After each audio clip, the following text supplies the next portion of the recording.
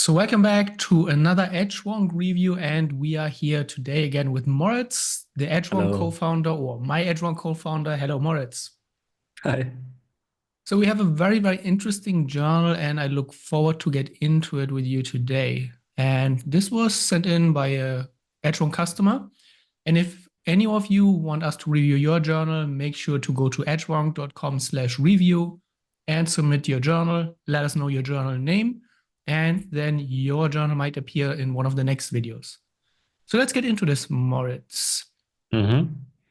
What we see, we have 280 trades, around 2 trades per day.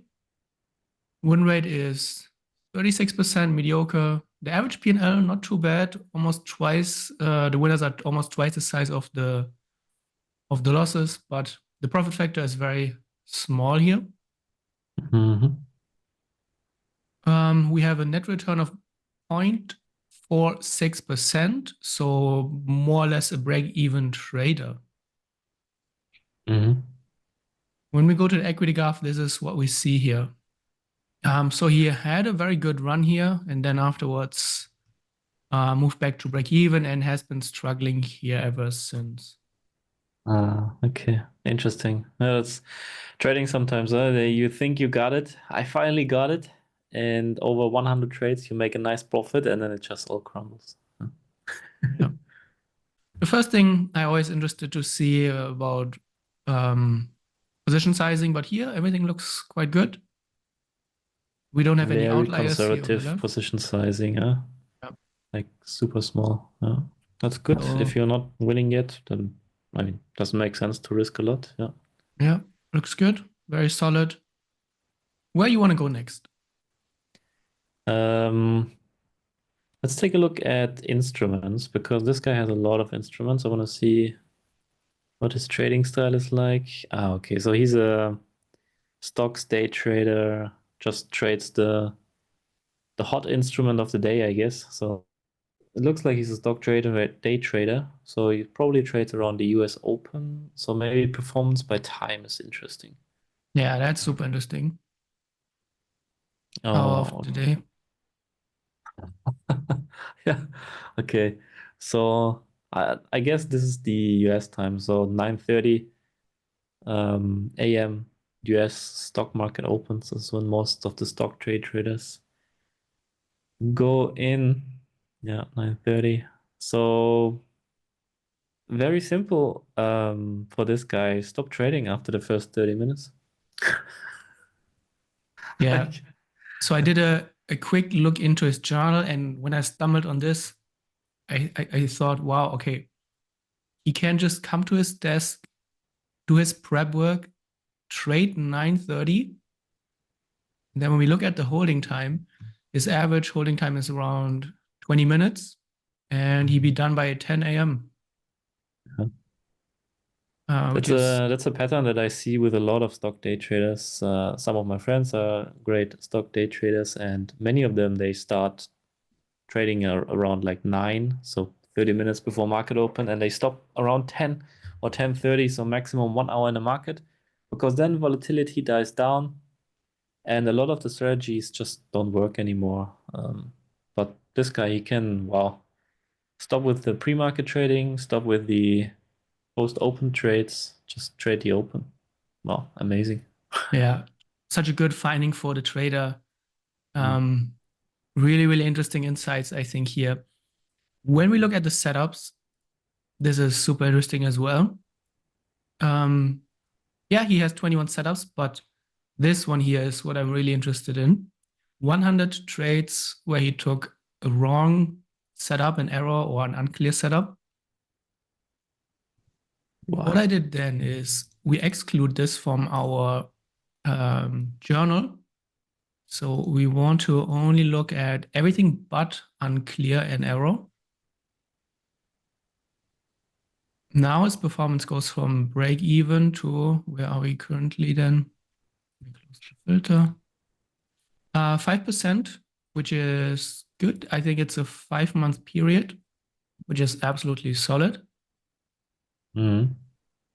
Still, the pattern here is the same, even pre-9:30 trading might still be an option, but probably not even a need if you can just reduce your trading to 30 minutes a day. Yeah. Also, pre-market trading is always a bit risky, right? Because you might not get filled, or that stock might teleport against you, etc. So if you make tiny profits in pre-markets, then just don't trade pre-market. No need to take that extra risk. Yeah.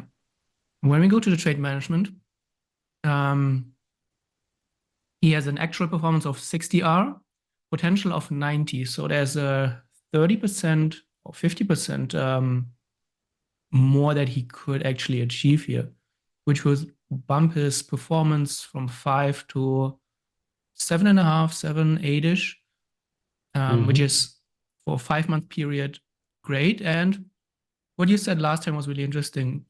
It's not only about removing some of the trades that you shouldn't be in, and you look at the data, how much of an impact it has, but it will have such a big impact on your mindset that all the other trades will also perform much, much better. So it's not only about the increase in the data points that you see, but everything else that is going to be affected by just better quality trading as well. Yes, building that momentum, super crucial. And I can see this trader here, 80R in 144 trades, if like potential performance, that is really good. That is really, really good. So, Yeah. that one adjustment, huge potential here. Yeah. Adjustment, trading time wise, but also trusting in your trades regarding the targets, because it seems like your initial targets are or would be working out very, very nicely. Maybe go to the trade comments. Let's get them back for see the whole picture. Right, we have 170 trades with good entry, which is really, really good. It's the majority. Too early, unplanned, and did not trigger. So those are the 3 big losses.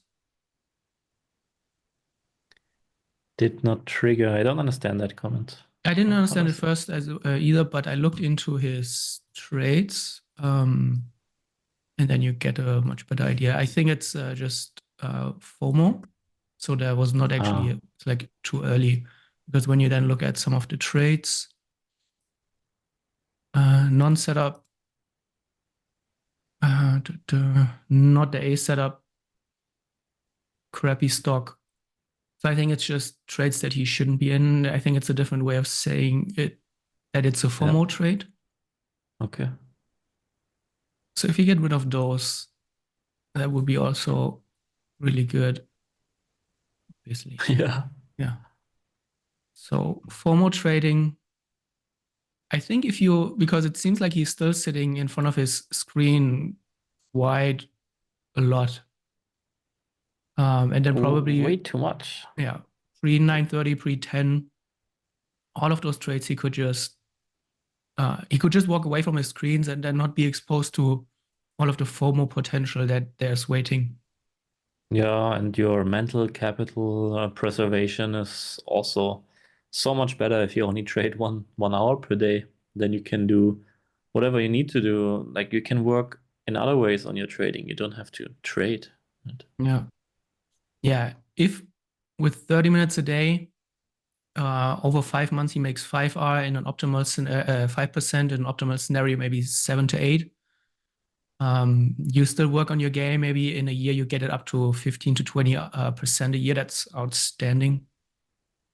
Yeah. So I think those are really, And really you can easily different. up the risk per trade once you find your edge, right? You Sure. can, I mean, depending on your risk appetite, every trader is different, but with 80R in 6 months, fantastic. Right? Yeah. Yeah. And I think this is really sometimes you don't need a very deep dive into those journals when we just look at the trades, or when you find when you have those big findings, because that's really the clear path forward for this trader, I think. As this is a stock trader, can you take a look at how his long only and short only performs? That would also be interesting. Yep, we can do that. So we have a directional filter here. So long only that, short only. Yeah. Okay. So it seems this trader has no edge on the short side either. That's 114 trades. Wow. At 16 even, yeah. Yeah, so this trader, does he have a custom stat where he filters for small caps, big caps, anything like that?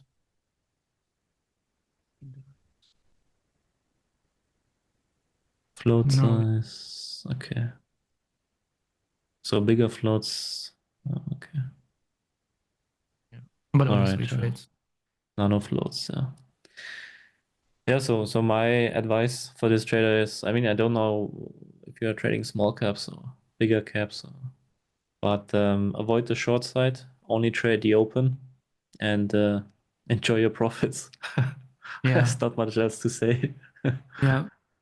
I think he can reduce so much FOMO by just stop looking at the screens after 10 a.m. Yeah, go to the gym. Yeah, just to, yeah. That will be such a good finding because it frees you up all day. You have still an amazing performance. I think that's a really, really good review. Very simple, but you don't always need a complicated review to see where the edge is, which is in this case super obvious and actually very nice to see as well for this trader because the path forward is super clear. Yeah, I just want to say it's important, of course, when you cut down your trading times, like if you're used to sitting 10 hours in front of the screen and then suddenly you only sit 1 hour and then you feel like this FOMO, oh, I need to take all my trades in this 1 hour now because I only have this 1 hour. That's something you might have to address, of course, if you make such a drastic adjustment to your trading times. But that can be easily fixed with some awareness and simply knowing that your edge comes in this 1 hour and that's it. So yeah, pretty awesome. Yeah, very nice review. I think a lot of traders can resonate with this. Yeah, thank you, Marz, for being here. Yeah, thanks. Short and quick, but really insightful, I think. Yeah. Thank you.